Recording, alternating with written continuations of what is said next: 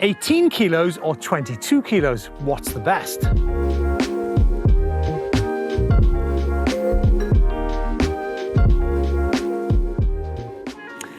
Yes, it's a big question, right? Now, if you take, say, a mid-travel EMTB of around about 150 millimeters, the difference in weight ranges from, say, about 26 kilos for one of the heavy ones to around about 18 kilos for the lighter ones. They differ mainly in terms of the battery capacity, the motor, and the componentry. But the question is the lighter bike better, faster and more agile? Well, it just so happens I've got my 18 kilo Canyon Spectral on to try and answer that question. Of course, downhill agility and speed is a very, very specific question. Let's not forget, we're talking e-mountain bikes here, so uphill agility is equally relevant. And of course, that's where the motor will play a more prominent part. Having said that, most eMTB brands are keen to make that distinction between low to mid assist bikes and full power bikes. So let's have a look at some of the key reference points. Now, low to mid assist bikes are different from full power in so many ways. First of all, because they have a low level of assist, they're much closer to MTBs.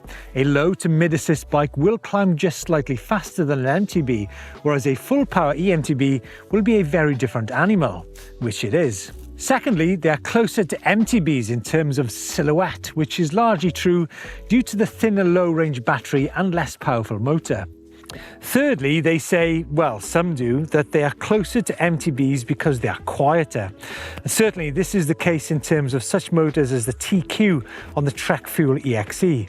Wow, what an amazing bike. Okay guys, and there's two other things which you can use to compare low to mid assist to full assist e-bikes. The first of those is the weight. Now, a mid-travel MTB weighs around about 14 kilos. So you could argue that a 17 kilo low to mid assist bike is closer to that MTB than, say, a full power, slightly heavier 26 kilo bike. And the other distinction that a lot of brands make, and this is the key thing, is that they say the low to mid assist bikes are lighter, more agile, and get this, more fun. And so armed with one out of the box standard 900 watt hour Canyon Spectral at 22 kilos and another slightly modified 18 kilo version, having removed the battery, we set out to compare.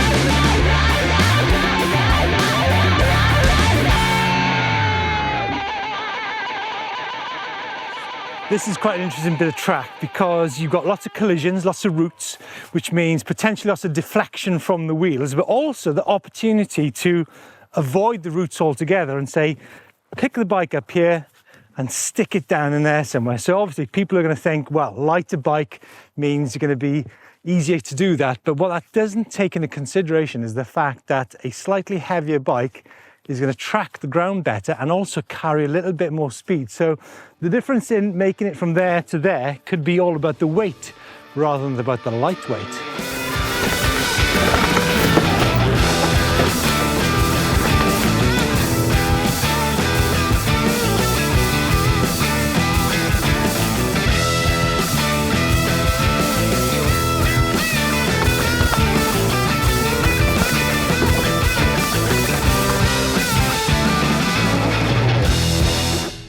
Okay, so having done some runs on the 18 kilo spare bike, I'm now putting the battery back in to make it 22 kilos. So if I was to summarize the difference between 22 and 18 kilos, I think there is a difference in stability. The 22 kilo bike is more stable in turns and generally on the hill, in roots, in rock impacts and such things as that. And that kind of echoes what my findings were when I rode a downhill bike in San Remo a few years ago compared to a 160mm e-bike.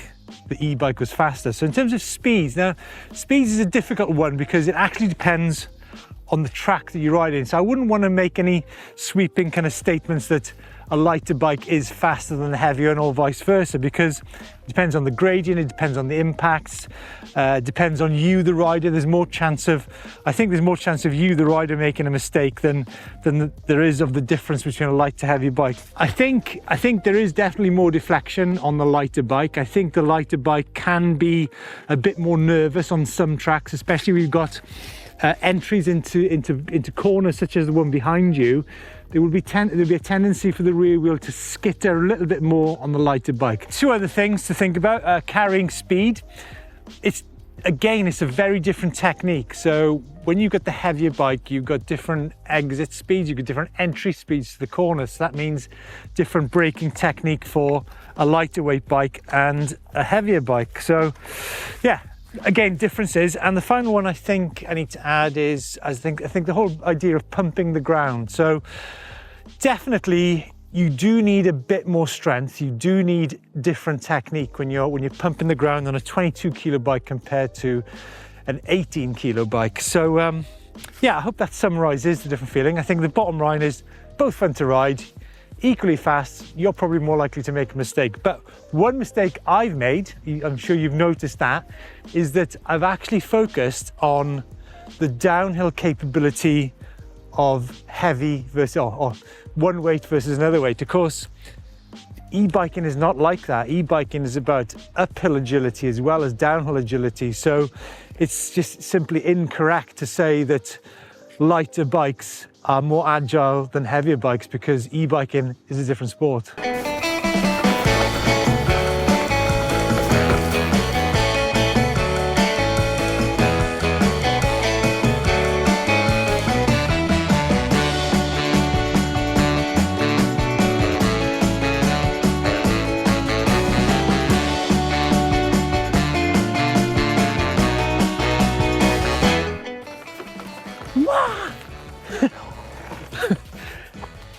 Light and nimble, eh?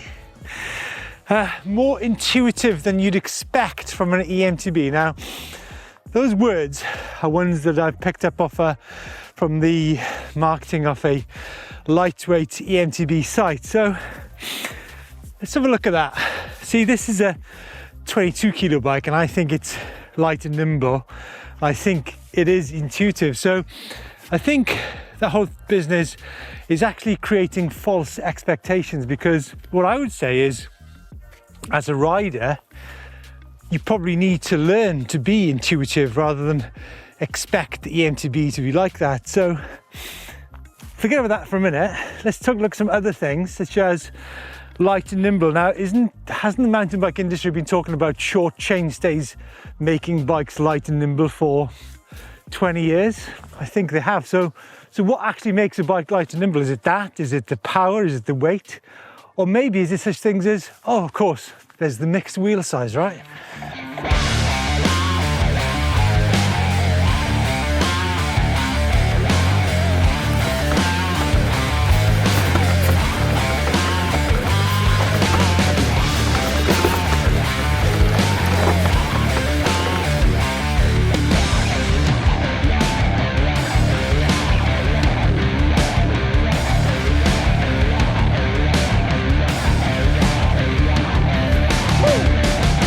Wow. Is lightweight better? Crikey, that's a hell of a question. And you know what? Having spent the day on light versus not as light, all I can say is that